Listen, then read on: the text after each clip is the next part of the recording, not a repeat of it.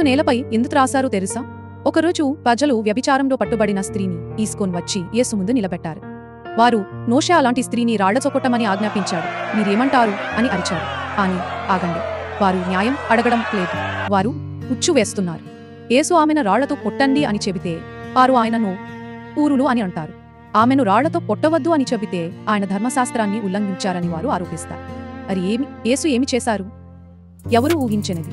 ఆయన వంగి నేలపై రాయడం ప్రారంభించారు. అందరూ చూస్తూ ఉండిపోయారు. ఆయన ఏం రాస్తున్నారు? వారి పాపాలా, వారి పేర్లా, లేదా మరేదైనానా? అప్పుడు యేసు లేచి నిలబడి, పాపం లేనివాడు మొదటి రాయి వేయాలి అని అన్నారు. అకస్మాత్తుగాని నిశ్శబ్దమైపోయి పెద్దవాడి నుండి చిన్నవాడి వరకు ఒకరి తర్వాత ఒకరు తమ రాళ్లు పడవేసి వెళ్ళిపోవడం మొదలుపెట్టారు. ఆ క్షణమంతా మారిపోయింది.